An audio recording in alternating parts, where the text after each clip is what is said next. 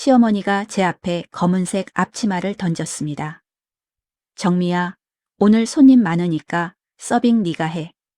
일용직년이 손주 생일상에 앉아있을 생각은 말고. 2024년 6월 8일 토요일 오후 2시. 제 손자 생일 잔치날이었습니다. 제 나이 52세, 결혼 30년 차였어요. 손님이 30명쯤 왔습니다. 시댁 친척들, 시어머니 친구들. 다들 저를 보며 수군거렸어요. 저 사람이 며느리예요? 왜 앞치마를? 쉿, 일용직이래요. 원래 집안일 도와주는 사람이래요. 저는 그 앞치마를 들었습니다. 식당 종업원용이었어요. 이 이야기는 30년 전으로 거슬러 올라갑니다. 제 이름은 박정미입니다. 1972년생이에요. 경기도 시골 마을에서 태어났습니다. 저희 집은 가난했습니다. 아버지는 일찍 돌아가셨고 어머니 혼자 저를 키우셨어요. 어머니는 남의 집 청소 일을 하셨습니다. 저는 고등학교를 겨우 졸업했습니다. 공부를 못했거든요. 대학은 꿈도 못 꿨어요. 돈도 없었고요. 20살 때 서울로 올라왔습니다. 일자리를 구하러요. 어머니 혼자 두고 올라왔어요. 돈을 벌어서 보내드리려고요. 용역회사에 취직했습니다. 빌딩 청소였어요. 새벽 4시에 출근해서 오전 9시까지 일했습니다. 한 달에 70만 원 받았어요. 힘들었습니다. 무릎 꿇고 바닥 닦고 화장실 청소하고 겨울엔 얼음장같이 찬 물로 걸레질 했어요. 손이 트고 갈라졌습니다. 하지만 어쩔 수 없었어요. 먹고 살아야 했으니까요. 3년을 그렇게 일했습니다. 23살이 됐어요. 어느 날 같은 회사 언니가 말하더라고요. 맞선 한번 볼 생각 없냐고요. 괜찮은 남자 있대요. 대기업 다닌대요. 저는 놀랐습니다. 저 같은 사람이요? 청소 일 하는 사람한테 대기업 남자가 관심 있다고요? 언니가 웃으면서 말했어요.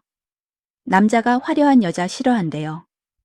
착하고 성실한 여자 찾는데요.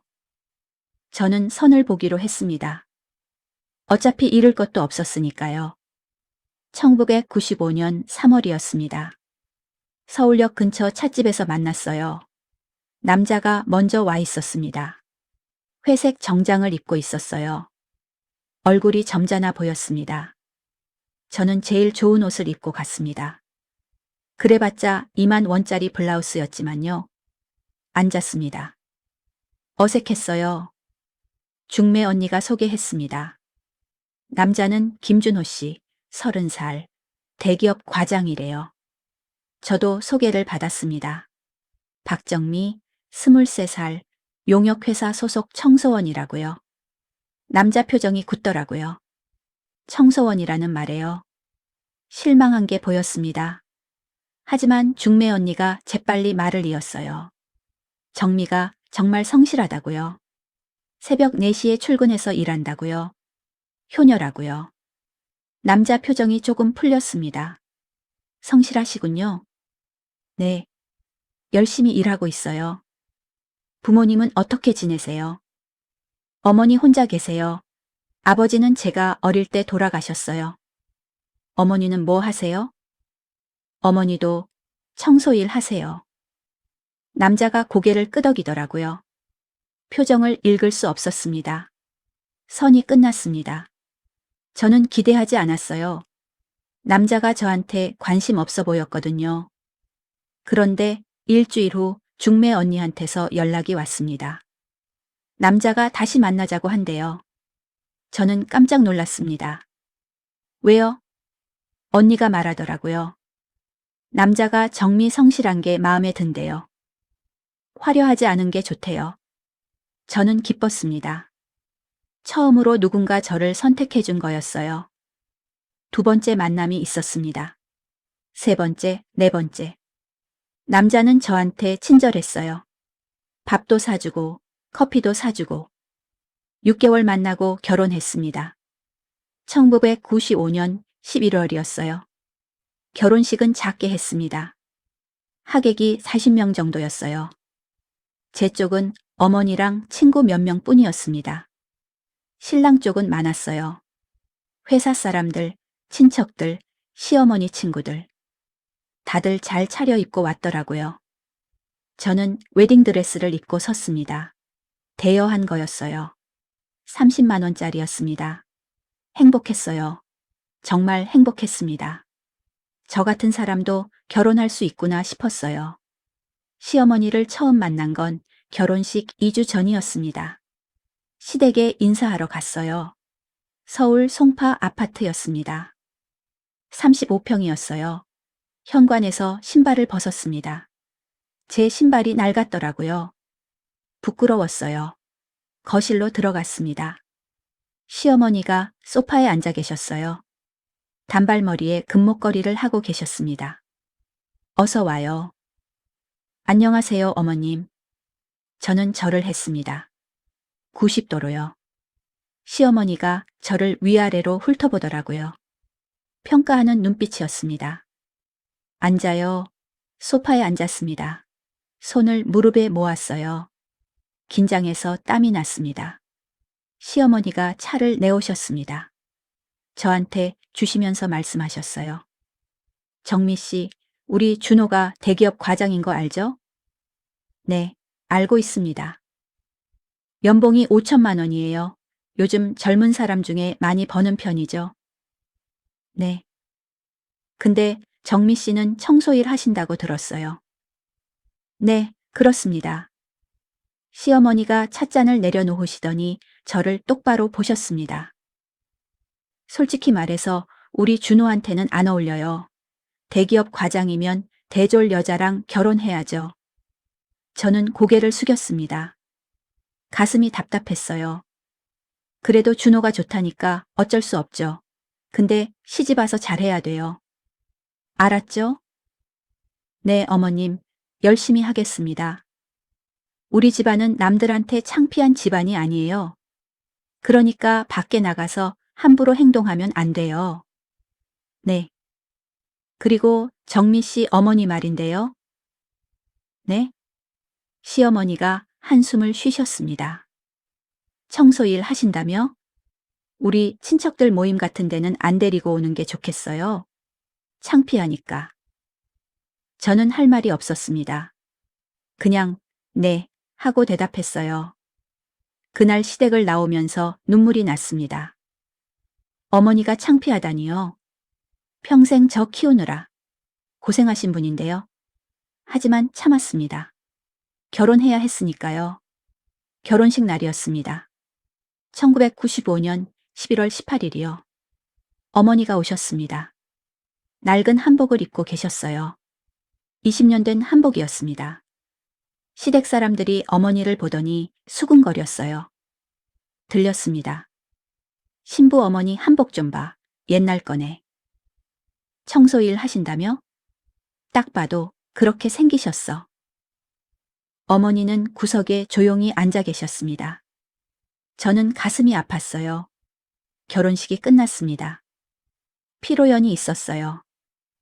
시댁 사람들은 큰 테이블에 앉았습니다.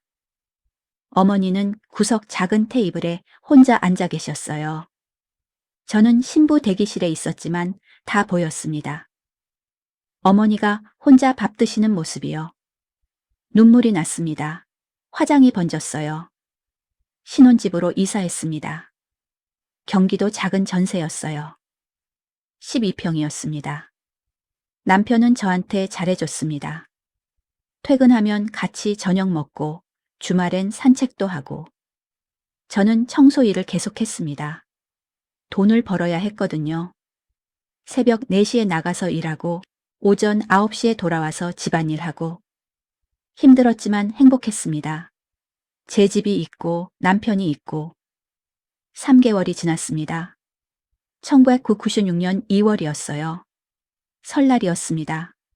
첫 명절이었습니다. 시댁에 세배하러 갔어요. 시댁에 도착했습니다. 시누이들이 와 있었어요. 큰 시누이는 32살이었습니다. 은행 대리였어요. 남편이랑 같이 왔더라고요. 작은 시누이는 28이었습니다. 공무원이었어요. 미혼이었습니다. 저는 세배를 했습니다. 시부모님께 절을 올렸어요. 새해 복 많이 받으세요. 시아버지가 세뱃돈을 주셨습니다. 3만 원이었어요. 시누이들은 10만 원씩 받았더라고요. 그때 시어머니가 말씀하셨습니다. 정미야, 잠깐 이리 와봐. 네, 어머님. 부엌으로 따라갔습니다.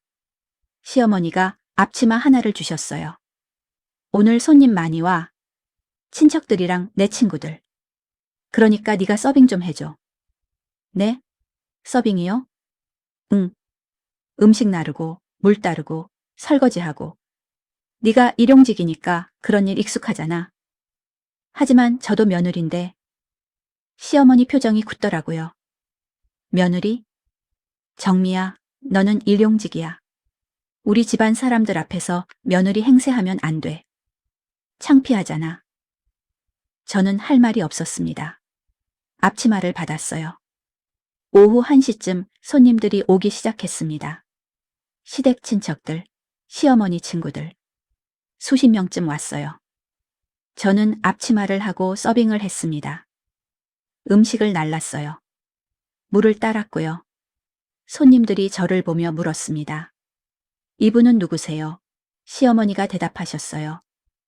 우리 집 일 도와주는 사람이에요. 청소도 하고 서빙도 하고. 아, 도우미시구나. 저는 며느리였습니다. 하지만 도우미로 소개됐어요. 식사가 끝났습니다. 설거지를 해야 했어요. 혼자 했습니다. 그릇이 산더미였어요. 찬물에 손을 담갔습니다. 겨울이라 얼음장같이 차가웠어요. 손이 벌겋게 됐습니다. 2시간쯤 걸렸습니다. 설거지가 끝났어요. 거실로 나갔습니다. 손님들은 다 가고 가족들만 남아 있었어요. 시누이들은 소파에 편하게 앉아 TV를 보고 있었습니다. 저는 구석에 섰어요. 남편이 저를 봤습니다. 미안하다는 표정이었어요. 하지만 아무 말도 안 했어요. 저녁이 됐습니다. 식사 시간이었어요. 이번엔 가족끼리만 먹었습니다. 식탁에 다들 앉았어요. 저도 앉으려고 했습니다. 그때 시어머니가 말씀하셨어요. 정미야, 너는 부엌에서 먹어. 우리끼리 먹을게. 네. 일용직이 식탁에 같이 앉으면 이상하잖아. 부엌에서 편하게 먹어. 저는 부엌으로 갔습니다. 작은 밥상에 혼자 앉았어요. 거실에서 웃음소리가 들렸습니다. 가족들이 함께 식사하는 소리였어요. 저는 혼자 밥을 먹었습니다. 목이 메었어요. 삼키기 힘들었습니다. 1997년 가을이었습니다. 저는 임신했어요. 남편과 저는 기뻤습니다. 첫 아이였거든요. 시댁에 말했더니 시어머니가 좋아하시는 것 같았어요. 아들이면 좋겠네. 딸이어도 괜찮아요, 어머님. 아니야, 아들이어야지. 대를 이어야 하니까. 10월에 아들을 낳았습니다. 순산이었어요. 3.2kg이었습니다. 시어머니가 병원에 오셨습니다. 아기를 보시더니 기뻐하셨어요. 우리 손주 아들이네. 잘했어. 감사합니다, 어머님. 산후조리는 어떻게 할 거야? 산후조리원 가려고 해요. 시어머니가 손사래를 치셨습니다. 돈 아깝지. 2주에 300만 원이나 하는데. 일용직이 그런데 갈 필요 있어? 그냥 집에서 해. 하지만 큰애 때는 산후조리원 갔었어. 은행원이니까. 근데 넌 일용직이잖아. 집에서 하면 돼. 저는 결국 집에서 산후조리를 했습니다. 남편은 회사 다녔어요. 시어머니는 오지 않으셨습니다. 바쁘시다고요. 근데 큰 시누이 산후조리 때는 매일 가셨더라고요. 저는 혼자 아기를 돌봤습니다. 밤에 울면 제가 일어났어요. 기저귀도 제가 갈았고요. 젖도 제가 먹이고요. 몸이 아팠습니다. 산후 몸이 회복이 안 됐는데 계속 움직이니까요. 하지만 어쩔 수 없었어요. 2주가 지났습니다. 저는 다시 청소 일을 시작했어요. 돈을 벌어야 했거든요. 아기는 친정어머니한테 맡겼습니다. 어머니가 경기도에서 서울로 올라오셨어요. 저희 집에서 아기를 봐주셨습니다. 새벽 4시에 일어났습니다. 청소일 하러 나갔어요. 오전 9시에 돌아와서 아기를 봤습니다. 어머니는 다시 경기도로 내려가셨고요. 힘들었습니다. 몸이 회복이 안 됐는데 일을 하니까요. 하지만 버텼어요. 2000년이었습니다. 아들이 3살이 됐어요. 시댁에서 친척 모임이 있었습니다. 시아버지 칠순 잔치였어요. 호텔에서 했습니다. 저는 그날도 일을 했습니다. 새벽에 청소하고 와서 서둘러 준비했어요. 호텔에 도착했습니다. 하객이 80명쯤 왔더라고요. 시댁 친척들, 시아버지 친구들, 시어머니 친구들. 잔치가 시작되기 전에 시어머니가 저를 불렀습니다. 정미야, 이리 와봐. 복도로 나갔습니다.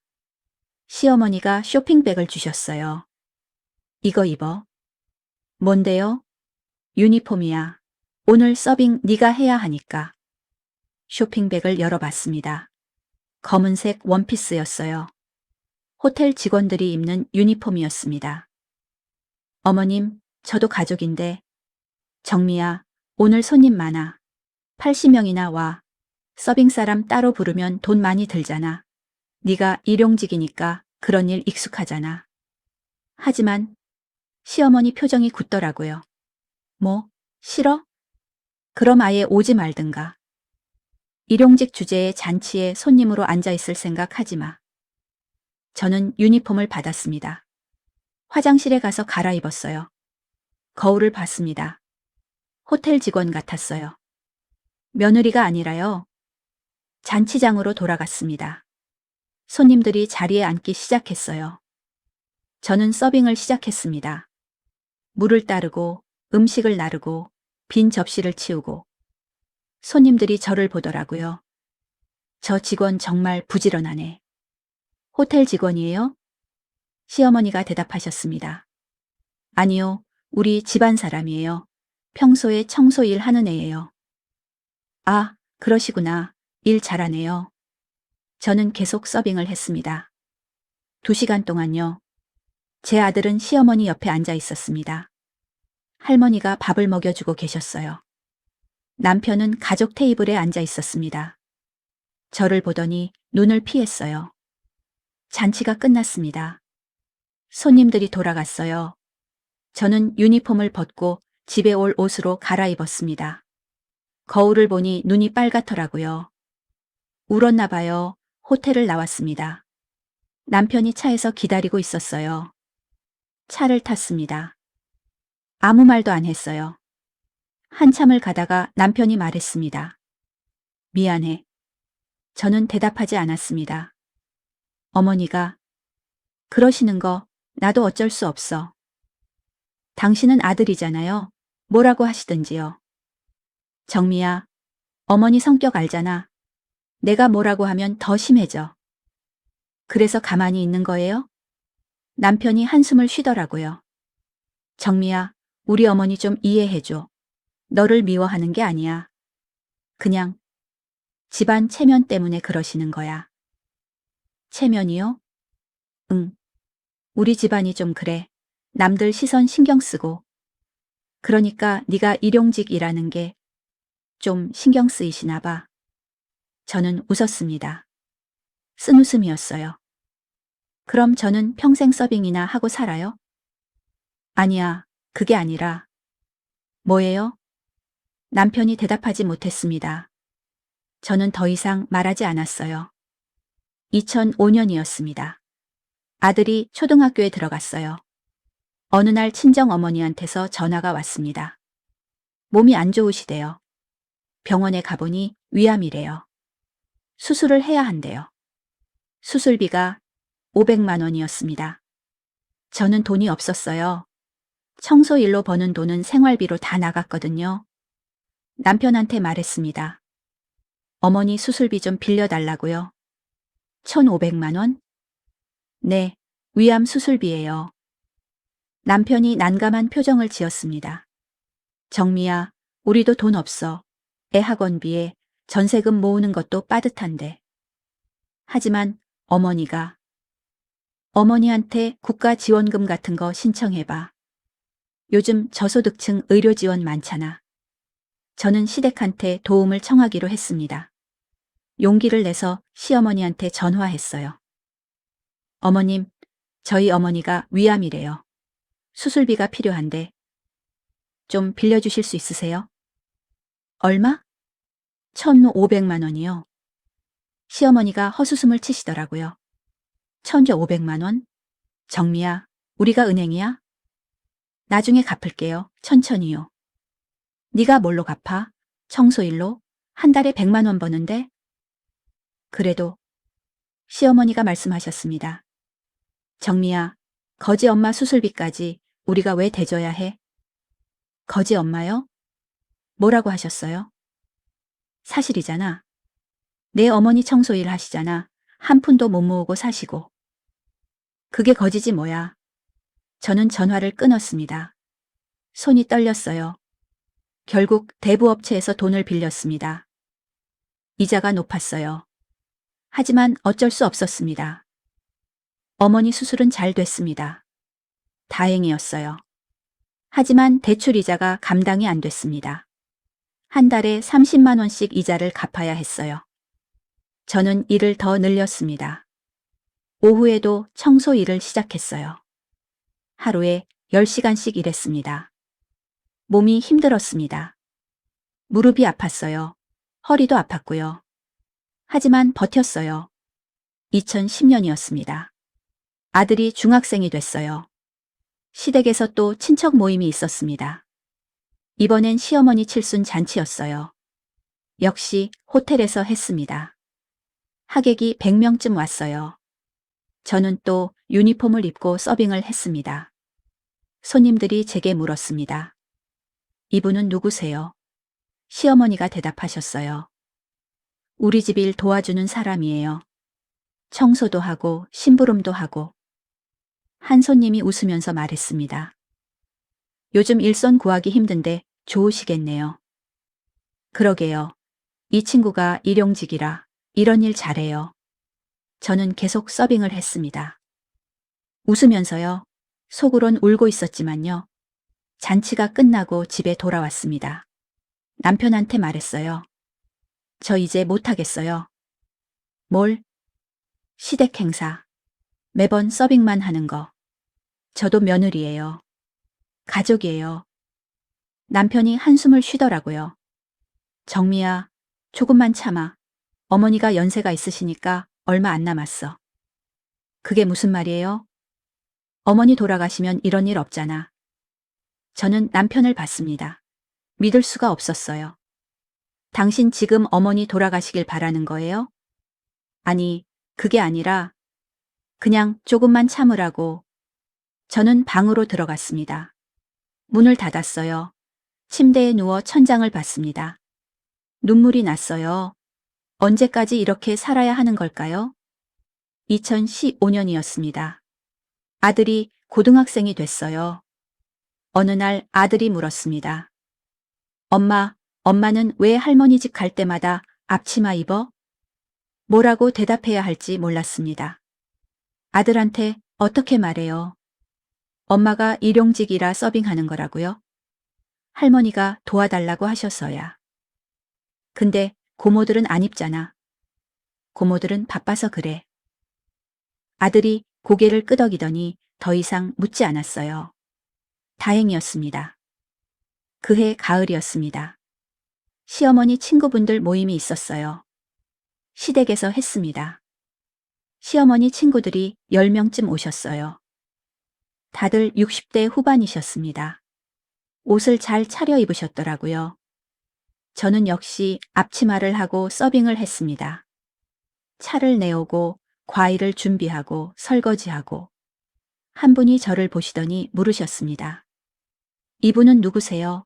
시어머니가 대답하셨어요. 우리 집 도우미예요. 청소도 하고 이렇게 손님 올 때 서빙도 하고. 아, 도우미시구나. 그런데 참 젊어 보이시네요. 50대 초반이에요. 일용직으로 오래 일했어요. 친구분들이 고개를 끄덕이시더라고요. 저를 도우미로 보는 거였습니다. 저는 계속 서빙을 했습니다. 웃으면서요. 하지만 속은 무너지고 있었어요. 모임이 끝나고 손님들이 돌아가셨습니다. 설거지를 하는데 시어머니가 부엌으로 오셨어요. 정미야, 오늘 수고했어. 네, 어머님. 근데 다음부턴 좀 더 단정하게 입고 와. 오늘 머리도 좀 산발이었고. 저는 대답하지 않았습니다. 설거지를 계속했어요. 그리고 손님들 앞에서 말 섞지 마. 도우미는 조용히 일만 해야지. 네. 집으로 돌아왔습니다. 거울을 봤어요. 52세 여자가 서 있었습니다. 지쳐 보였어요. 2018년이었습니다. 친정 어머니가 또 아프셨습니다. 이번엔 당뇨 합병증이래요. 입원하셨어요. 병원에 갔습니다. 어머니가 침대에 누워 계셨어요. 많이 수척해지셨더라고요. 엄마, 괜찮으세요? 응, 괜찮아. 정미야, 너 요즘 어떻게 지내니? 잘 지내요. 어머니가 제 손을 잡으셨습니다. 정미야, 미안하다. 왜요? 너 시집살이 힘들지? 엄마가 뭐 해준 게 없어서. 아니에요, 엄마. 괜찮아요. 거짓말 마. 엄마가 다 알아. 시댁에서 너 함부로 대하는 거. 저는 눈물이 났습니다. 어머니는 다 아셨던 거예요. 엄마가 돈이라도 있으면 네가 이렇게 안 살았을 텐데. 엄마, 그런 말씀 마세요. 어머니가 계속 말씀하셨습니다. 정미야, 엄마가 사실은. 네? 어머니가 뭔가 말하려다 멈추셨어요. 그리고 고개를 저으셨습니다. 아니야, 아무것도 아니야. 엄마, 무슨 말씀 하시려고 했어요? 나중에 얘기할게. 조금 더 있다가. 저는 이상했습니다. 어머니가 뭘 숨기시는 것 같았어요. 하지만 더 묻지 않았습니다. 어머니는 2주 만에 퇴원하셨습니다. 다행이었어요. 2020년이었습니다. 아들이 대학에 갔어요. 지방 대학이었습니다. 기숙사에서 살게 됐어요. 저는 더 외로워졌습니다. 집에 남편이랑 둘만 있으니까요. 남편은 회사 일로 바빴고, 저는 청소 일하고 집안일 하고. 코로나가 터졌습니다. 일이 줄었어요. 빌딩 청소 일이 반으로 줄었습니다. 수입도 반으로 줄었고요. 남편한테 말했습니다. 일이 줄어서 돈이 부족하다고요. 그럼 다른 일 찾아봐. 이 나이에 무슨 일을 해요? 편의점이라도 하든지. 저는 편의점 알바를 시작했습니다. 밤 10시부터 아침 6시까지 야간이었어요. 몸이 힘들었습니다. 50대 중반인데 밤새 서 있으니까요. 다리가 부었어요. 허리도 아팠고요. 하지만 돈을 벌어야 했습니다. 친정 어머니 병원비도 계속 나가고 있었거든요. 2022년이었습니다. 시아버지가 돌아가셨습니다. 폐렴이었어요. 장례식이 3일 동안 있었습니다. 저는 거의 잠을 못 잤어요. 조문객 음식 준비하고 설거지하고 청소하고 계속 일했습니다. 시누이들은 상주로 앉아 있었습니다. 저는 주방에 있었어요. 장례식 둘째 날이었습니다. 조문객 중 한 분이 저를 보시더니 물으셨어요. 이분은 누구세요? 시어머니가 대답하셨습니다. 우리 집 도와주는 사람이에요. 아, 며느리 아니시고요? 며느리도 있는데 지금 손님 응대 중이에요. 저는 설거지를 계속했습니다. 눈물이 났어요. 장인 장례식인데 며느리가 아니래요. 장례가 끝났습니다. 집으로 돌아왔어요. 몸이 너무 아팠습니다. 남편한테 말했습니다. 저 아버님 장례식에서 며느리 취급도 못 받았어요. 그래? 어머님이 조문객들한테 저를 도움이라고 소개하셨어요. 남편이 한숨을 쉬더라고요. 정미야, 어머니가 나이 드셔서 그래. 이해해줘. 언제까지 이해해요? 30년을 이해했어요. 처음으로 남편한테 소리를 질렀습니다. 남편이 놀라더라고요. 정미야, 진정해. 진정 못해요. 저도 사람이에요. 며느리예요. 남편이 저를 봤습니다. 난감한 표정이었어요. 그럼 어쩌라고? 내가 어떻게 해? 어머님한테 말씀하세요. 저를 며느리로 대해달라고요. 말해봤자 소용없어. 어머니 성격 알잖아. 그럼 계속 이렇게 살라고요? 남편이 대답하지 못했습니다. 저는 방으로 들어갔습니다. 침대에 누웠어요. 30년이었습니다. 30년을 참았어요. 일용직이라고 무시당하고 손님들 앞에서 도우미 취급받고 언제까지 이렇게 살아야 하는 걸까요? 2023년 가을이었습니다. 친정 어머니한테서 전화가 왔습니다. 급한 목소리였어요. 정미야, 엄마가 지금 병원에 있어. 당장 와. 병원으로 달려갔습니다. 어머니가 응급실에 계셨어요. 의사가 말하더라고요. 폐렴이래요. 당뇨 합병증으로 면역력이 약해져서요. 입원해야 한대요. 어머니는 일주일 만에 퇴원하셨습니다. 다행이었어요. 퇴원하는 날 어머니가 말씀하셨습니다. 정미야, 엄마가 할 말이 있어. 네, 엄마. 사실은 엄마가 너한테 숨긴 게 있어. 뭔데요? 어머니가 잠시 망설이시더니 말씀하셨어요. 엄마가 집이 있어. 네? 집이요? 응, 아파트가 5채 있어. 저는 깜짝 놀랐습니다. 아파트가 5채요? 어떡해요? 엄마 청소일 하시잖아요. 그건 남들한테 보이려고 한 거야. 사실은 아파트 임대소득으로 살았어. 왜 숨기셨어요? 어머니가 한숨을 쉬셨습니다. 내 시댁에서 알면 돈 달라고 할까봐. 저는 할 말이 없었습니다. 그 아파트가 지금 얼마예요? 시세로 한 40억쯤 돼. 월세가 한 달에 한 500만 원쯤 들어와. 40억요? 월세 500만 원이요? 그럼 엄마는 가난한 척 했던 거야. 내 시댁 때문에. 어머니가 제 손을 잡으셨습니다. 정미야, 그 아파트 다 내 거야. 엄마 죽으면 너 혼자 물려받는 거야. 엄마, 시댁에서 뭐라고 해도 상속재산은 특유재산이야. 남편 몫 없어. 다 내 거야. 저는 눈물이 났습니다. 어머니가 저를 위해 평생 가난한 척 하신 거예요. 엄마, 왜 진작 말씀 안 하셨어요? 때가 있는 거야. 지금이 때인 것 같아. 어머니가 웃으셨습니다. 정미야, 이제 고개 들고 살아. 알았지? 네, 엄마. 저는 집으로 돌아왔습니다. 머리가 복잡했어요. 아파트 5채, 40억, 월세 500만 원. 저는 가난한 게 아니었습니다. 어머니가 부자셨어요. 하지만 시댁은 몰랐습니다. 저를 여전히 일용직년으로 봤어요. 저는 생각했습니다. 언제 말할까요? 시댁한테요. 아직은 아니었습니다. 때가 있을 거예요. 2024년 6월이었습니다. 손자가 7살이 됐어요. 생일 파티를 한다고 시어머니가 연락하셨습니다. 시댁에서 하신대요. 손님을 30명쯤 부르신대요. 시댁 친척들, 시어머니 친구들. 크게 하신다고요. 전날 시어머니한테서 전화가 왔습니다. 정미야, 내일 일찍 와. 준비할 게 많아. 네, 어머님. 그리고 앞치마 가져와. 손님 많으니까 서빙 네가 해야지. 저는 대답하지 않았습니다. 전화를 끊었어요. 30년이었습니다. 30년 동안 똑같았어요. 제 손자 생일인데 저는 서빙이요. 다음 날 아침 시댁에 갔습니다. 오전 9시였어요.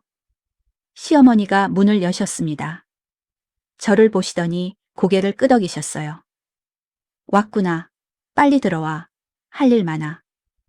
부엌으로 갔습니다. 음식 준비를 시작했어요.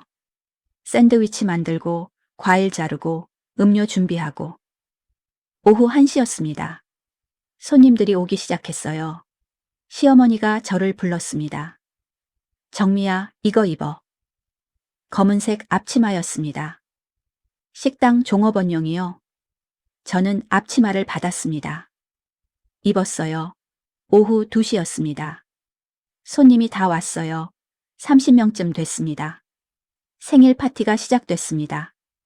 제 손자가 케이크 앞에 앉았어요. 초를 불었습니다. 다들 박수를 쳤어요.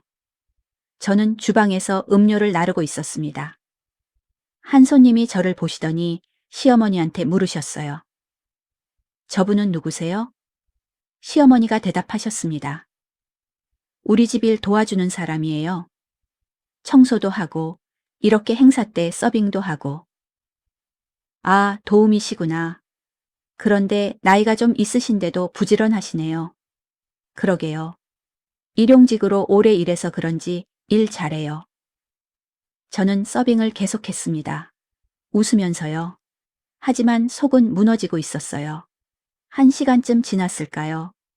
손님 한 분이 저를 불렀습니다. 저기요, 물 좀 더 주세요. 네. 물을 따라 드렸습니다. 그 손님이 말씀하셨어요. 요즘 이런 일 하시는 분들 구하기 힘든데 좋으시겠어요. 시어머니가 웃으시면서 대답하셨습니다. 이 친구가 며느리예요. 며느리인데 일용직이라 이런 일 시키면 잘해요. 순간 조용해졌습니다.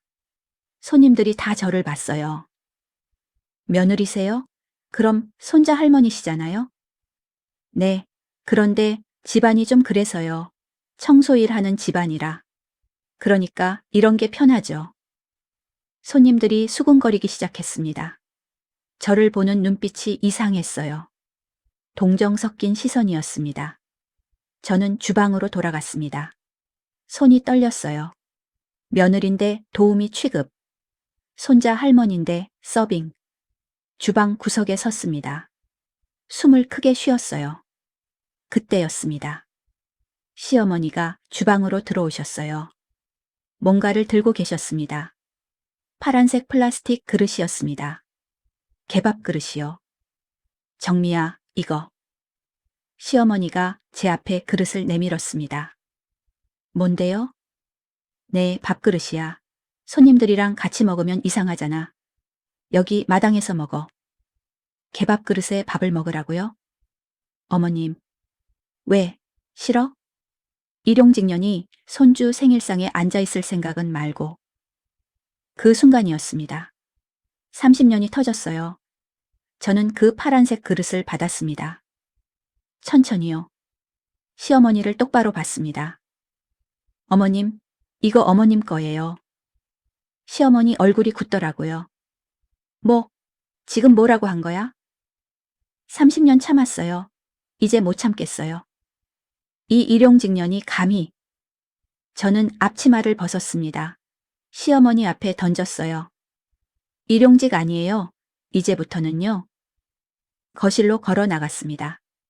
손님들이 다 저를 봤어요. 시어머니가 뒤에서 소리쳤습니다. 정미야, 어디가? 일 끝나지도 않았어.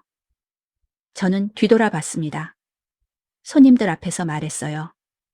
저는 며느리예요. 도우미 아니에요. 30년 동안 도우미 취급받았지만 이제 끝이에요. 손님들이 웅성거렸습니다. 시어머니 얼굴이 새빨개졌어요. 정미야, 지금 나한테 창피 주는 거야? 어머님이 먼저 저한테 30년 동안 창피 주셨잖아요. 거실을 나왔습니다. 현관에서 신발을 신었어요. 시어머니가 따라 나오셨습니다. 시누이들도 나왔어요. 정미야, 지금 뭐 하는 거야? 집에 가요. 일 끝나지도 않았는데? 저는 일꾼이 아니에요. 며느리예요. 이제 일 안 해요. 큰 시누이가 말했습니다. 언니, 너무 하시는 거 아니에요? 어머니가 연세가 있으신데. 30년 동안 저한테 너무 하셨어요. 작은 시누이가 소리쳤습니다. 언니가 일용직이니까 그런 거 시킨 거잖아요. 뭐가 문제예요? 저는 작은 신우이를 봤습니다. 일용직 아니에요. 제 친정 어머니 아파트 5채 갖고 계세요. 순간 조용해졌습니다. 시어머니가 물으셨어요. 뭐? 아파트? 네. 시세로 40억이요. 월세로 한 달에 1,500만 원 들어와요. 시어머니와 시누이들이 입을 벌렸습니다. 거짓말, 마. 내 어머니 청소일 하잖아.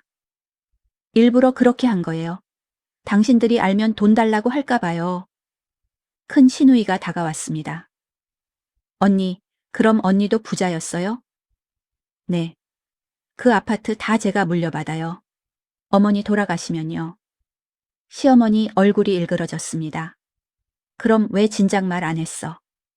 말할 이유가 없었어요. 당신들이 알 필요도 없고요. 우리 가족인데. 가족이요? 30년 동안 저를 가족으로 안 봤잖아요. 저는 엘리베이터를 탔습니다. 문이 닫혔어요. 뒤에서 시어머니가 소리치는 게 들렸습니다. 정미야, 당장 돌아와. 저는 뒤돌아보지 않았습니다. 1층으로 내려갔습니다. 아파트를 나왔어요. 햇빛이 눈부셨습니다. 6월의 따뜻한 햇살이요. 저는 걸었습니다. 버스 정류장까지요. 핸드폰이 울렸습니다. 남편이었어요. 받지 않았습니다. 문자가 왔습니다. 정미야, 지금 당장 돌아와. 어머니가 화나셨어. 답장하지 않았습니다. 또 전화가 왔습니다. 시어머니였어요.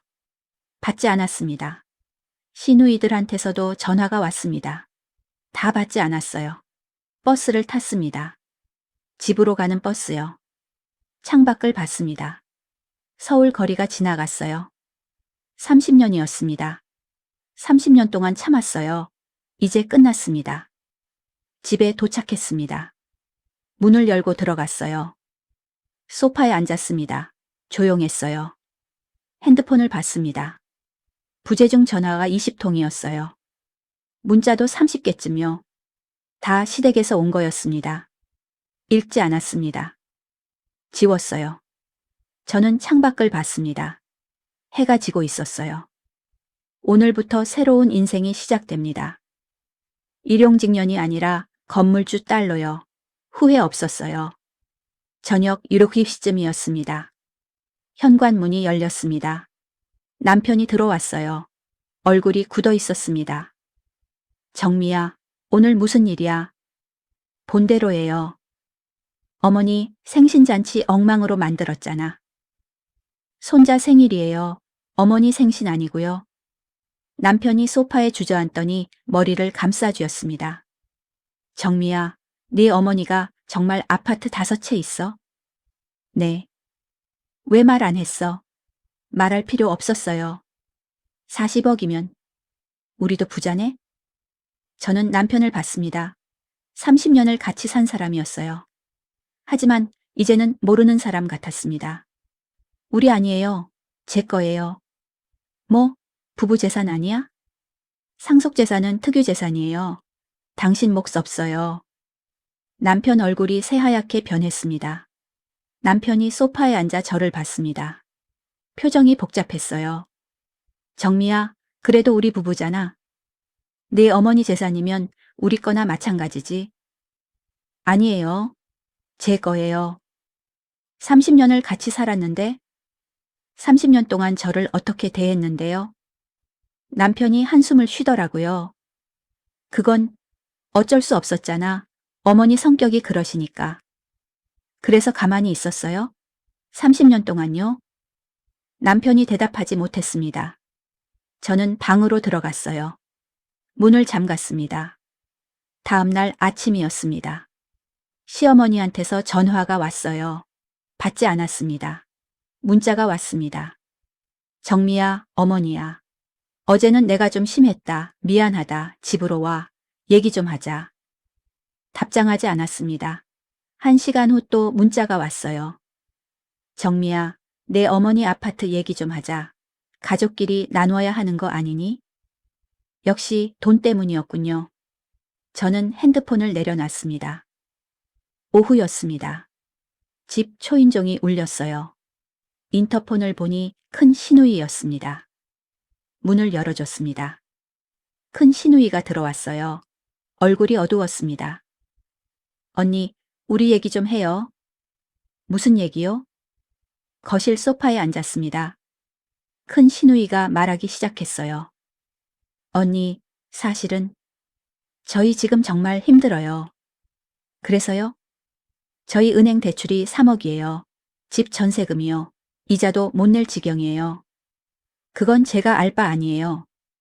큰 시누이가 눈물을 닦더라고요. 언니, 제발 돈 좀 빌려줘요. 5천만 원만요. 안 돼요. 왜요? 언니는 돈 많잖아요. 제 돈이에요. 왜 제가 빌려줘요? 큰 시누이 표정이 변했습니다. 언니, 30년 동안 우리 가족이었잖아요. 가족이요? 저를 도우미 취급했잖아요. 그건 어머니가 그러신 거지 저는 아니잖아요. 당신도 가만히 있었잖아요. 30년 동안요. 큰 시누이가 할 말이 없는지 입을 다물었습니다. 나가주세요.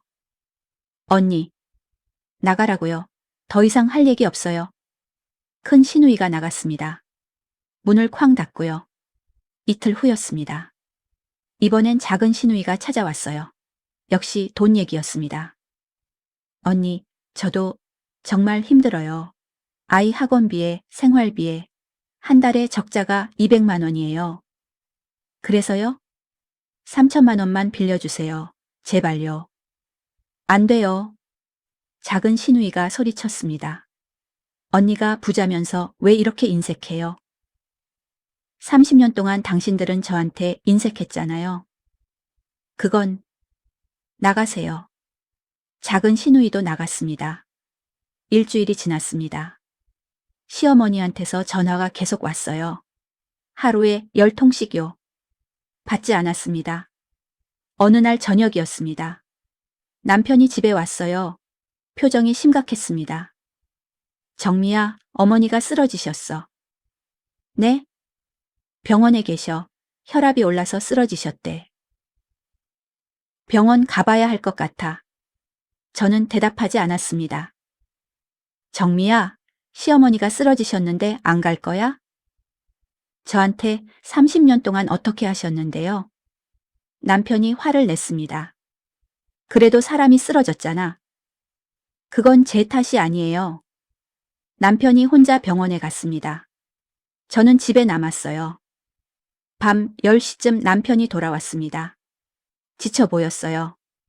어머니 혈압이 180까지 올라가셨어. 입원하셨어. 그래서요?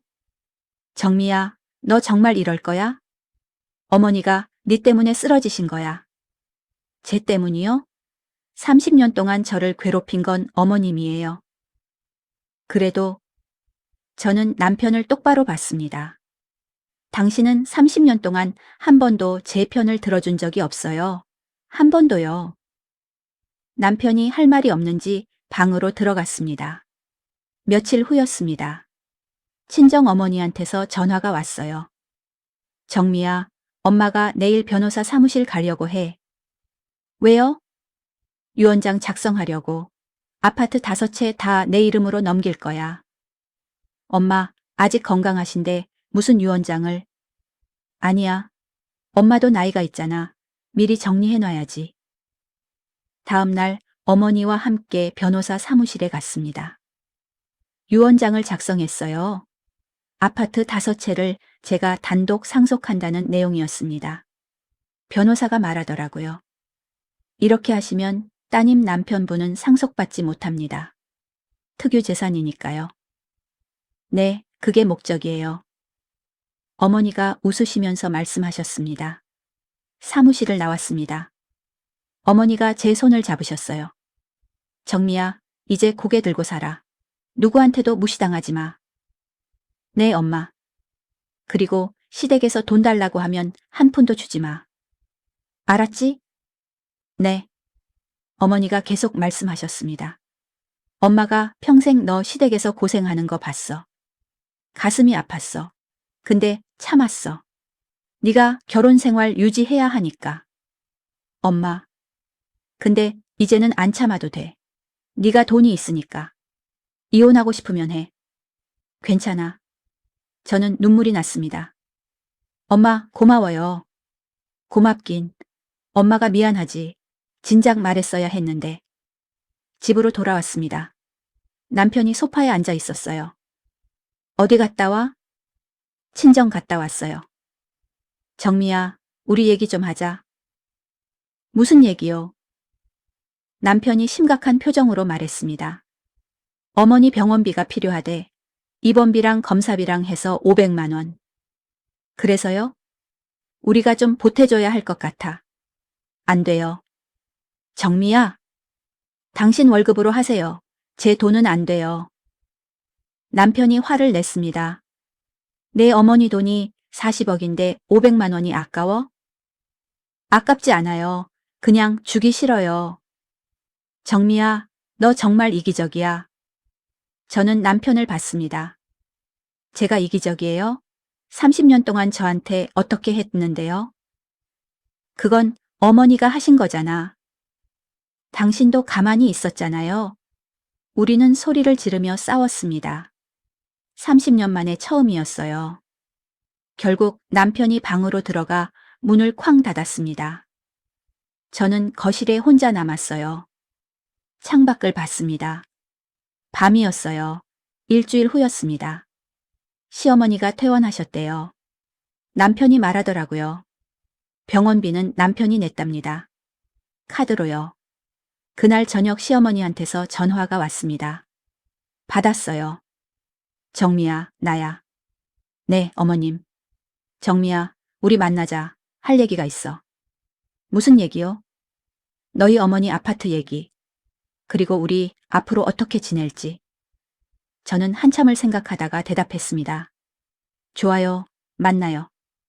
내일 우리 집으로 와. 아니요. 밖에서 만나요. 카페에서요. 시어머니가 잠시 침묵하시더니 동의하셨습니다. 다음 날 강남의 한 카페에서 만났습니다. 시어머니가 먼저 와 계셨어요.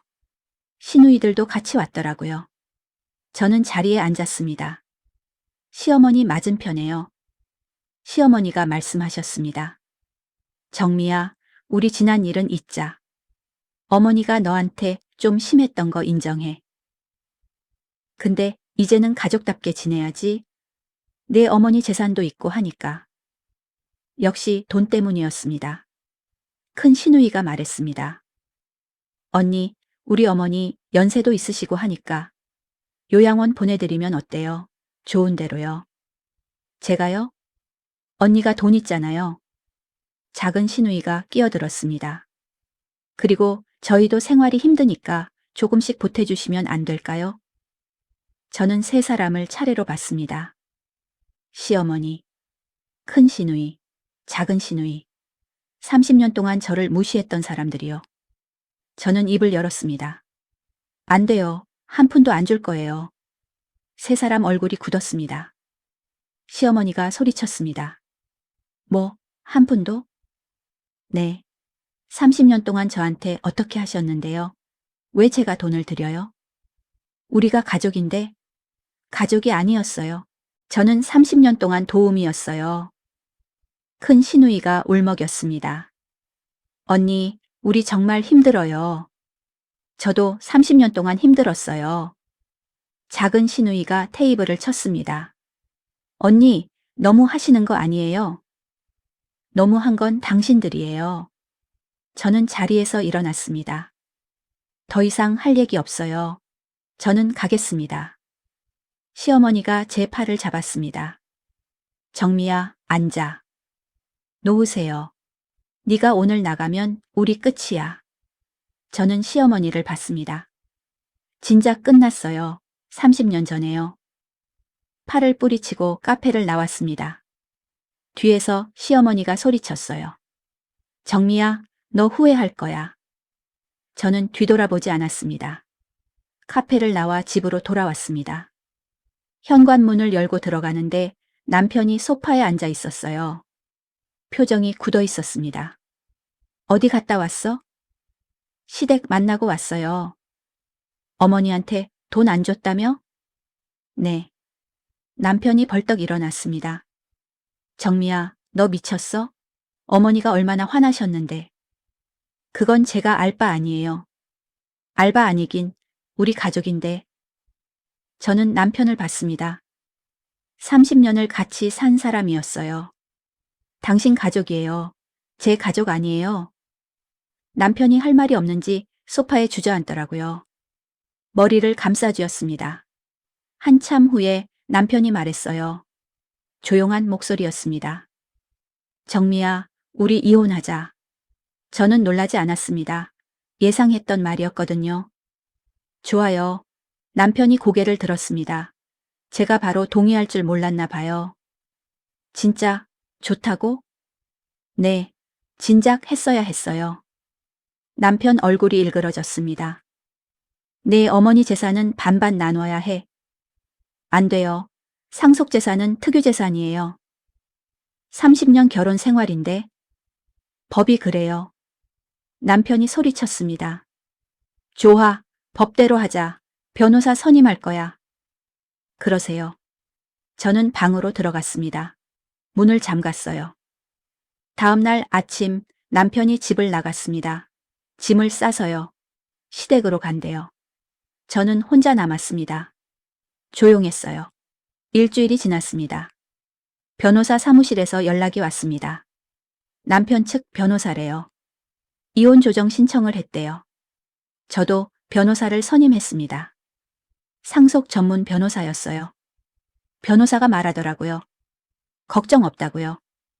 상속 재산은 100% 특유 재산이라고요. 남편 몫은 한 푼도 없대요. 며칠 후였습니다. 아들한테서 전화가 왔어요. 대학교에서요. 엄마, 아빠랑 이혼한다며? 응, 그래. 왜요? 갑자기요. 갑자기가 아니라고 설명했습니다. 30년 동안 쌓인 거라고요. 시댁에서 저를 어떻게 대했는지 말했어요. 아들이 한참 침묵하더니 말했습니다. 엄마, 저는 할머니 편이에요. 가슴이 철렁했습니다. 뭐? 할머니가 전화하셨어요. 엄마가 돈 때문에 이혼한다고요. 외할머니 재산 혼자 가지려고요. 아들아, 그게 아니야. 맞잖아요. 외할머니 아파트 40억이라며? 그걸 혼자 가지려고 이혼하는 거잖아요. 아니야. 30년 동안. 저는 엄마가 이기적인 것 같아요. 가족인데 나눠야죠. 저는 말문이 막혔습니다. 제 아들이 시댁 편을 드는 거였어요. 아들아. 저는 할머니 집에서 지낼 거예요. 방학 때요. 엄마 집엔 안 갈게요. 전화가 끊겼습니다. 저는 주저앉았습니다. 아들마저 저를 떠나는구나 싶었어요. 며칠 후였습니다. 친정 어머니한테서 전화가 왔습니다. 급한 목소리였어요. 정미야, 엄마가 쓰러졌어. 병원에 있어. 급히 병원으로 갔습니다. 어머니가 응급실에 계셨어요. 의사가 나와서 말하더라고요. 뇌경색이래요. 다행히 큰 거는 아닌데 입원이 필요하대요. 어머니를 병실로 옮겼습니다. 침대에 누워 계셨어요. 링거를 맞고 계셨습니다. 엄마, 괜찮으세요? 응, 괜찮아. 정미야, 너 고생하네. 무슨 말씀이세요? 시댁에서 너 힘들게 하는 거 다 알아. 미안해. 엄마. 어머니가 제 손을 잡으셨습니다. 정미야, 엄마가 언제 죽을지 모르니까 지금 말할게.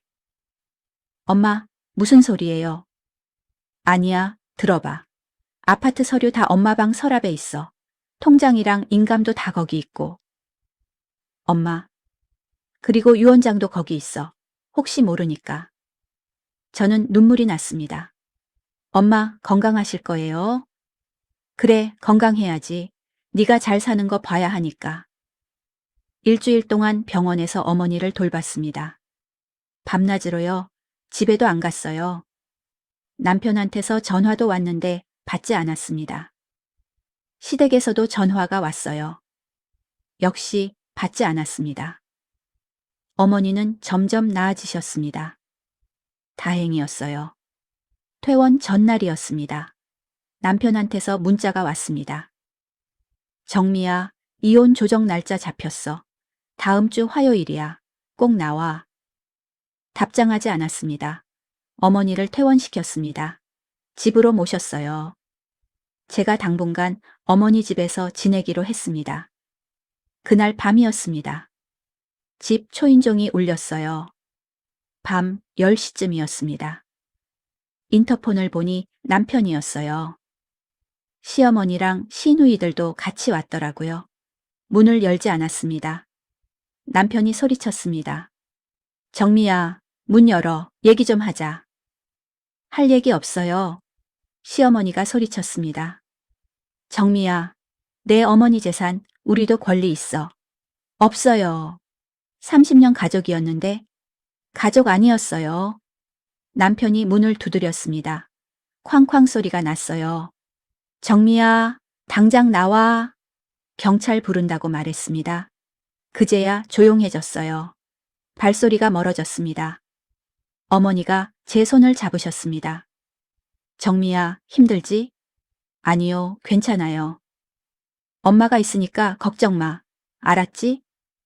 네, 엄마. 다음 주 화요일이었습니다. 이혼 조정 날이었어요. 법원에 갔습니다. 변호사랑 같이요. 조정실로 들어갔습니다. 남편이 와 있었어요. 변호사랑 시어머니랑 같이요. 조정위원이 들어왔습니다. 시작하겠습니다. 남편 측 변호사가 먼저 말했습니다. 이혼 사유가 명확하지 않다고요. 부인이 갑자기 이혼하겠다고 해서 당황스럽다고요. 제 변호사가 반박했습니다. 30년 동안의 정신적 학대가 있었다고요. 증거 자료를 제출했어요. 시댁 행사 때마다 서빙하는 사진들, 도우미로 소개당한 녹음 파일들. 조정위원이 자료들을 보더니 고개를 끄덕였습니다. 재산 분할 얘기로 넘어갔습니다. 남편 측 변호사가 말했습니다. 부인 친정 어머니 아파트 5채가 있는데 이것도 재산 분할 대상이라고요. 제 변호사가 말했습니다. 상속재산은 특유재산이라고요. 민법 8, 30조에 명시되어 있다고요. 조정위원이 말했습니다. 상속재산은 원칙적으로 특유재산입니다. 분할 대상이 아닙니다. 남편이 벌떡 일어났습니다. 말도 안 돼. 30년 결혼 생활인데. 앉으세요. 시어머니가 소리쳤습니다.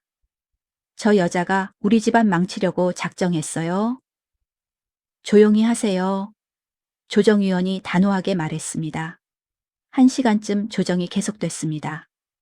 결론이 났습니다. 이혼은 인정됐어요. 정신적 학대가 명백하다고요. 위자료는 3천만 원이었습니다. 남편이 저한테 줘야 했어요. 재산 분할은 공동 재산만 해당됐습니다. 전세금 2억을 반반 나누기로 했어요. 어머니 아파트는 제가 100% 가졌습니다. 남편이 소리쳤습니다. 이건 불공평해. 법대로 한 겁니다. 불복하시려면 소송하세요. 조정이 끝났습니다. 조정실을 나왔어요. 복도에서 시어머니가 저를 붙잡았습니다. 정미야, 너 이러고도 잘 살 수 있을 것 같아? 네, 잘 살 거예요. 30년 정 다 버리고? 정은 당신들이 먼저 버렸어요. 시어머니가 제 팔을 세게 잡았습니다. 아팠어요. 이 일용직년이 돈 생겼다고 잘난 척 하지 마. 저는 시어머니 손을 뿌리쳤습니다. 일용직 아니에요. 이제 건물주예요. 걸어갔습니다. 뒤에서 시어머니가 소리쳤어요. 정미야, 너 후회할 거야. 두고 봐. 저는 뒤돌아보지 않았습니다. 법원을 나왔습니다. 햇빛이 눈부셨어요. 끝났습니다. 30년이 끝났어요. 변호사가 말했습니다. 축하드립니다. 좋은 결과 나왔어요. 감사합니다. 한 달 후면 이혼 확정됩니다. 집으로 돌아가는 길이었습니다.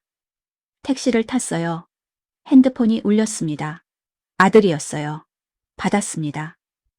엄마, 조정 끝났어요? 응. 결과가 어떻게 됐어요? 이혼 확정됐어. 한 달 후면 끝나. 아들이 한참 침묵하더니 말했습니다. 엄마, 저는 실망했어요. 가족을 돈보다 중요하게 생각해야 하는 거 아니에요? 아들아, 너는 몰라. 알아요. 엄마가 할머니 댁에서 힘들었던 거. 근데 그래도 가족이잖아요. 저는 할 말이 없었습니다. 저는 당분간 엄마 안 볼게요. 실망해서요. 전화가 끊겼습니다. 저는 택시 창밖을 봤습니다. 서울 거리가 지나가고 있었어요. 이겼습니다. 완전히 이겼어요. 하지만 남편도 아들도 시댁 가족도 다 잃었습니다. 저는 혼자였습니다. 한 달이 지났습니다. 2024년 8월이었어요. 이혼이 확정됐습니다. 법원에서 확정 통지서가 왔어요. 30년 결혼 생활이 공식적으로 끝난 거였습니다. 위자료 3천만 원은 받았어요. 남편이 3개월 분할로 준다고 했는데 저는 일시불로 달라고 했습니다. 결국 남편이 대출받아서 줬어요. 공동재산도 정리했습니다. 전세금 2억 중에서 1억을 받았어요. 그리고 9월이었습니다. 친정 어머니가 돌아가셨습니다. 심장마비였어요. 갑자기였습니다. 장례를 치렀습니다. 조용하게요. 조문객이 많지 않았어요. 시댁에서는 아무도 안 왔습니다.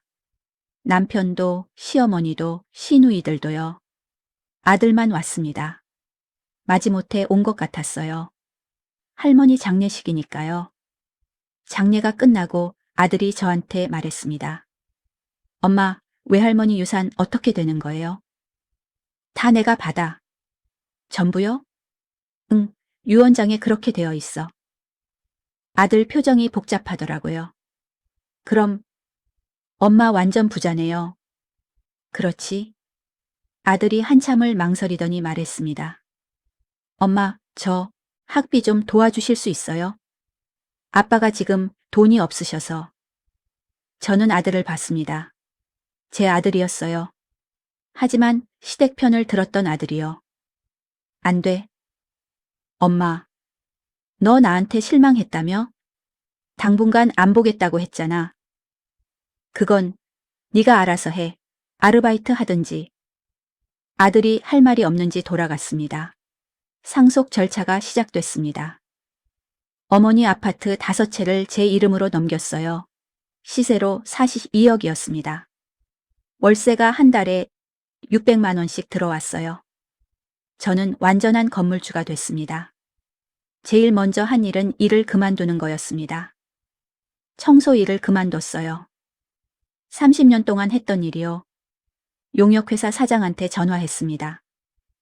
사장님, 저 그만둘게요. 왜? 무슨 일 있어? 제가 이제 건물주가 됐어요. 뭐? 네. 감사했습니다. 전화를 끊었습니다. 상쾌했어요. 편의점 알바도 그만뒀습니다. 점장한테 말했어요. 더 이상 일 안 한다고요. 이제 저는 자유였습니다. 10월이었습니다.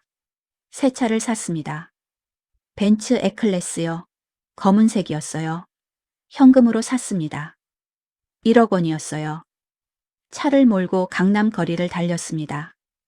기분이 좋았어요. 제 돈으로 제가 원하는 걸 산 거니까요. 백화점에 갔습니다. 명품관에 들어갔어요. 샤넬 매장에 갔습니다. 가방을 봤어요. 클래식 플랫백이었습니다. 1200만 원이었어요. 이거 주세요. 직원이 놀라더라고요. 고민도 안 하고 산다고요. 카드 되세요? 현금으로요. 가방을 샀습니다. 옷도 샀어요. 구찌, 프라다, 루이비통. 3천만 원어치 샀습니다. 집으로 돌아왔습니다. 쇼핑백을 들고요. 거울을 봤어요. 52세 여자가 서 있었습니다. 하지만 이제는 달라 보였어요. 자신감이 생긴 것 같았습니다. 11월이었습니다. 전 남편한테서 전화가 왔습니다. 오랜만이었어요. 받았습니다. 뭐예요? 정미야, 나야. 좀 도와줄 수 있어? 뭘요? 회사에서 잘렸어. 구조조정으로. 지금 백수야. 그래서요? 돈 좀 빌려줘. 생활비가 없어. 저는 웃었습니다. 안 돼요. 정미야, 제발. 한 달만. 300만 원만. 당신이 알아서 하세요. 정미야. 전화를 끊었습니다. 며칠 후 시어머니한테서도 전화가 왔어요. 정미야, 어머니야. 무슨 일이세요? 정미야, 우리 집을 뺏길 것 같아. 뭐가요? 준호가 집을 담보로 대출을 받았었어. 근데 실직해서 이자를 못 갚고 있어. 은행에서 경매 넘긴대. 그래서 저한테 왜 전화하세요? 시어머니가 한참 침묵하시더니 말씀하셨습니다. 돈 좀 빌려줄 수 있어? 5천만 원만. 안 돼요. 정미야, 우리가 집을 잃으면 어떡해? 당신들이 알아서 하세요. 정미야. 전화를 끊었습니다. 12월이었습니다. 큰 시누이한테서 전화가 왔습니다. 언니, 뭐예요? 언니, 우리 파산했어요.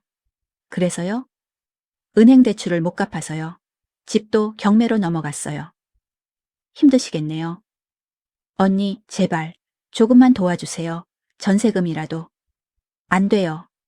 언니, 전화를 끊었습니다. 작은 시누이한테서도 연락이 왔습니다. 문자였어요. 언니, 제발 도와주세요. 우리 애들 학원비도 못 내요. 밥도 제대로 못 먹어요. 제발요. 답장하지 않았습니다. 크리스마스였습니다.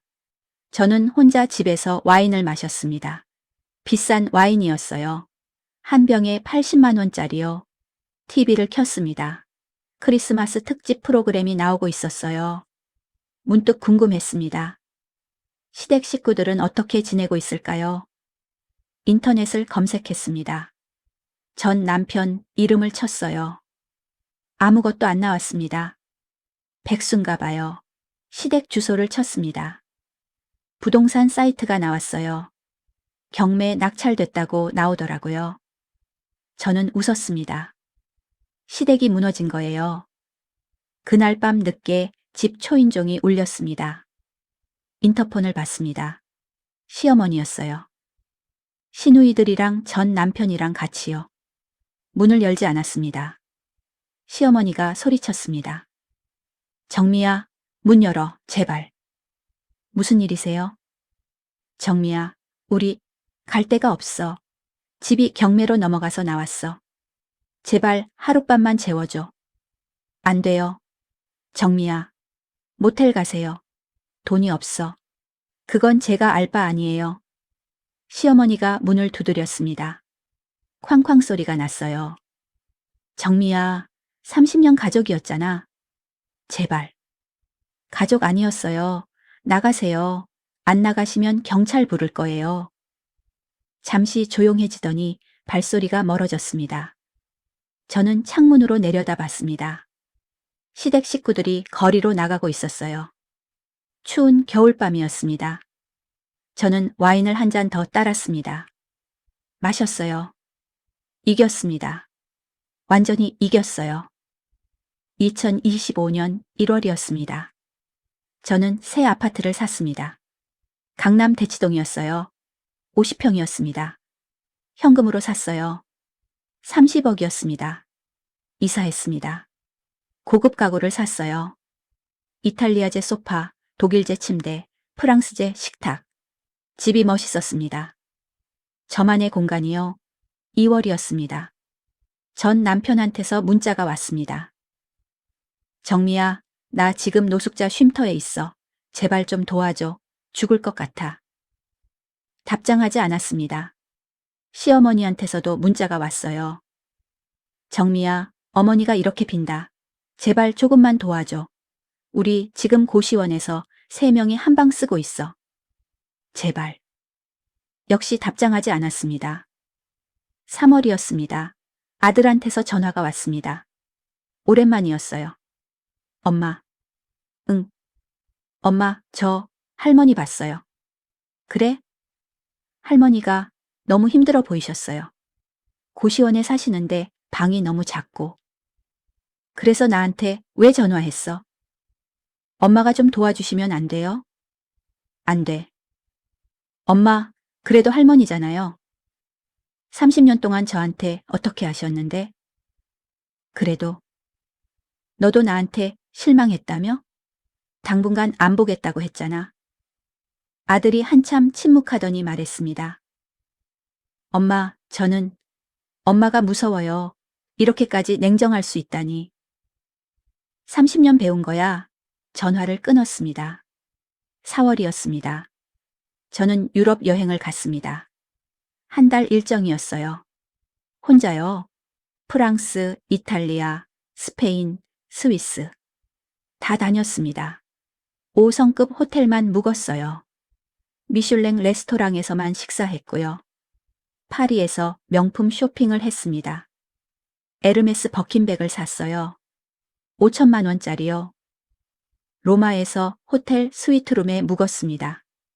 하룻밤에 300만 원이었어요. 전망이 좋았습니다. 바르셀로나에서 요트를 탔습니다. 하루 렌탈이 500만 원이었어요. 지중해가 아름다웠습니다. 돈은 얼마든지 있었습니다.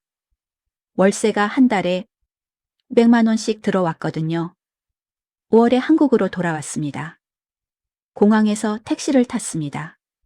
집으로 가는 길이었어요. 핸드폰을 켰습니다. 부재중 전화가 50통이었어요. 다 시댁에서 온 거였습니다. 문자도 100개가 넘었어요. 전부 돈 달라는 내용이었습니다. 다 지웠습니다. 집에 도착했습니다. 50평 아파트요. 깨끗했어요. 가사 도우미가 청소해뒀거든요. 소파에 앉았습니다. 창밖을 봤어요. 서울 야경이 펼쳐져 있었습니다. 이겼습니다. 완전히 이겼어요. 시댁은 무너졌습니다.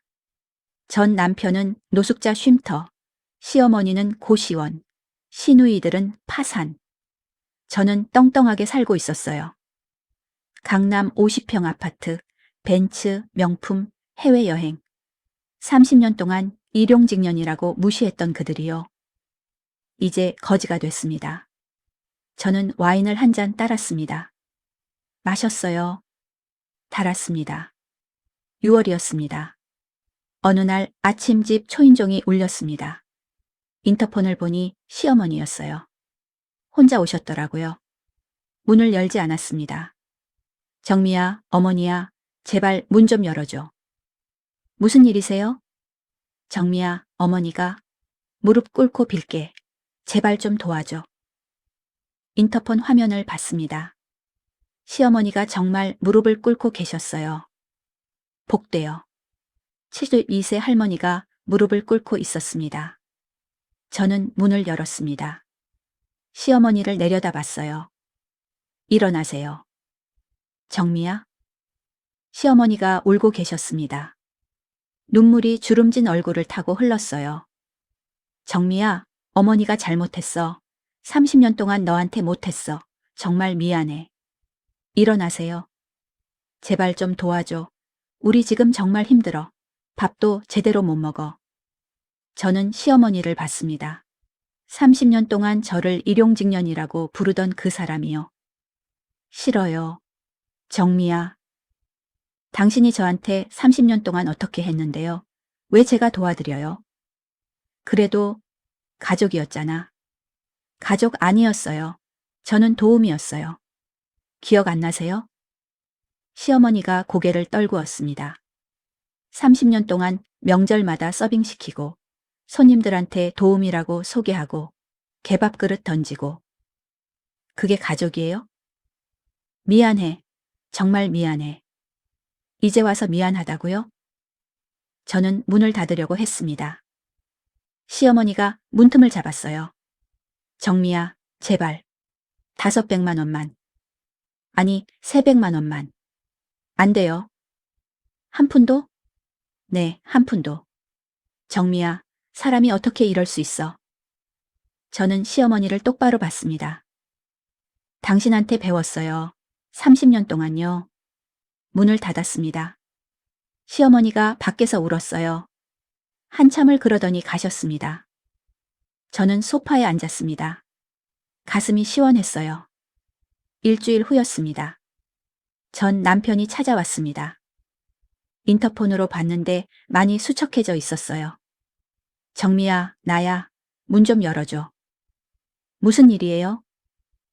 정미야, 나 정말 잘못했어. 30년 동안 너 지켜주지도 못하고. 그래서요? 다시 시작할 수 없을까? 우리 다시. 저는 웃었습니다. 미쳤어요? 정미야, 제발. 나 지금 노숙자 쉼터에서 자고 있어. 밥도 하루에 한 끼 먹고. 그건 당신이 알아서 할 일이에요. 정미야? 그리고 다시 시작? 농담하시네요. 저는 이제 건물주예요. 당신은 노숙자고요. 정미야, 돈 때문에 이러는 거야? 아니요.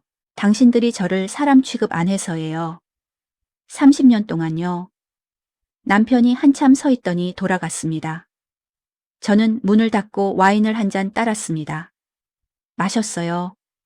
달았습니다. 7월이었습니다. 큰 시누이한테서 편지가 왔습니다. 손편지였어요. 언니, 저 정말 잘못했어요. 30년 동안 언니한테 못했어요. 제발 용서해 주세요. 우리 지금 너무 힘들어요. 애들이 밥도 제대로 못 먹어요. 언니, 제발 좀 도와주세요.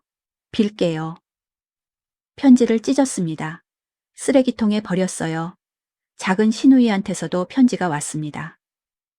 언니, 저희 가족 이제 길거리에 나앉을 것 같아요.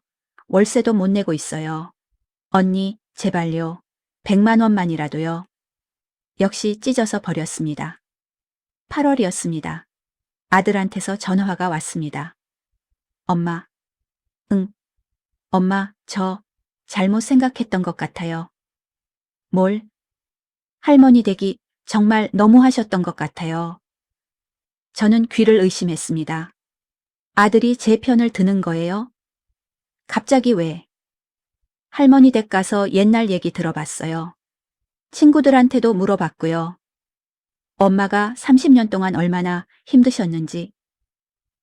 엄마, 죄송해요. 제가 몰랐어요. 눈물이 났습니다. 제 아들이 드디어 이해해 주는 거였어요. 괜찮아. 엄마, 저 이제 엄마 편이에요. 할머니 댁 안 도와드릴 거예요. 고마워. 그리고 엄마, 저 학비는 제가 알아서 할게요. 아르바이트 구했어요. 그래, 잘했어. 엄마, 사랑해요. 나도 사랑해. 전화를 끊었습니다. 가슴이 따뜻해졌어요. 9월이었습니다. 저는 새 사업을 시작했습니다. 부동산 임대업이요. 어머니한테 물려받은 아파트 5채 외에 상가 건물 하나를 더 샀어요. 20억짜리였습니다. 이제 월세 수입이 2,500만 원이 됐습니다. 저는 정식으로 법인을 설립했어요. 회사 이름은 정미부동산이었습니다. 대표이사는 저요. 명함을 만들었습니다. 정미부동산 대표이사 박정미 멋있었어요. 10월이었습니다. 고등학교 동창회가 있었습니다. 30년 만이었어요. 동창회에 갔습니다. 강남 레스토랑에서 했어요. 친구들이 저를 봤습니다. 다들 놀라더라고요. 정미야, 너 완전 달라졌다. 옷도 명품이고 가방도 에르메스잖아. 무슨 일 해? 저는 웃으며 대답했습니다. 부동산 임대업 해. 회사 대표야. 진짜? 대단하다. 친구들이 부러워했어요. 저는 기분이 좋았습니다. 식사 후 제가 계산했습니다. 유시명 식사비요. 400만 원이었어요. 카드로 긁었습니다. 친구들이 감탄했어요. 정미야, 너 완전 부자 됐네. 응, 이제 좀 살만해.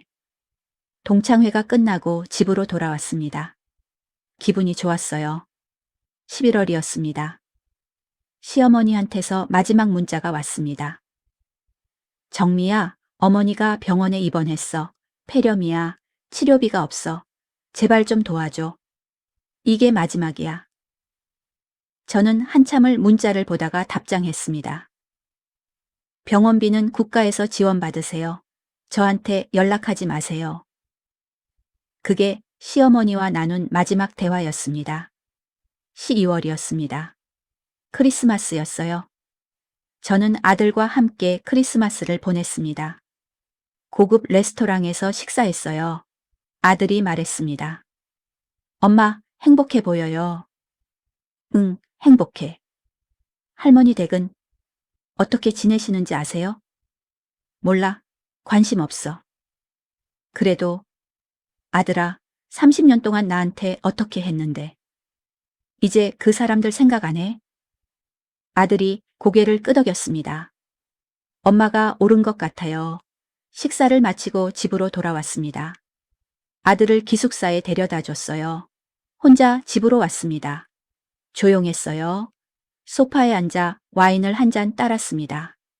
마셨어요. 창밖을 봤습니다. 서울 야경이 반짝이고 있었어요. 크리스마스 트리 불빛들이 아름다웠습니다. 52세 박정미. 이혼녀, 건물주, 회사 대표. 이게 제 정체성입니다. 30년 동안 일용직년이라고 무시당했어요. 손님들 앞에서 도우미로 소개됐고요. 개밥 그릇을 던져졌습니다. 하지만 이제는 다릅니다. 저는 건물주예요. 회사 대표고요. 한 달에 2,500만 원씩 벌고요. 벤츠를 타고 명품을 입고 강남에 살고요. 시댁 식구들은 무너졌습니다.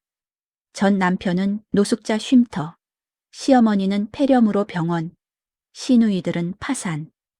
저는 이겼습니다. 완전히 이겼어요. 후회 없습니다. 2025년 1월이었습니다. 새해 첫날이었어요. 저는 집에서 샴페인을 땄습니다. 돔페리뇽이었어요. 한 병에 50만 원짜리요. 혼자 마셨습니다. TV에서는 새해 카운트다운이 나오고 있었어요. 챔 9, 8, 7. 샴페인을 들었습니다. 3, 2, 1. 해피 뉴 이어. 마셨습니다. 달고 시원했어요. 핸드폰이 울렸습니다. 아들이었어요. 엄마, 새해 복 많이 받으세요. 너도 복 많이 받아. 엄마, 올해는 더 행복하세요. 고마워, 아들. 전화를 끊었습니다. 저는 소파에 앉아 샴페인을 마시며 생각했습니다. 30년 동안 무시당했어요. 참았어요. 일용직년이라고 욕먹으면서요. 하지만 이제는 다릅니다. 저는 제 인생을 삽니다. 당당하게요. 누구한테도 무시당하지 않고요. 돈이 있으니까 가능한 일이었습니다. 어머니가 평생 모아주신 거예요. 저를 위해서요.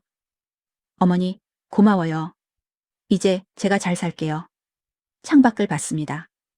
새해 첫날 아침 해가 떠오르고 있었어요. 밝았습니다. 제 미래도 밝을 거예요. 저는 박정미입니다. 52세, 건물주, 회사 대표. 이제 제 인생을 삽니다. 떵떵하게요. 시댁이 망하든 말든 저는 상관없어요. 저는 행복하니까요. 와인을 한 모금 더 마셨습니다. 달았습니다. 완벽한 승리였어요.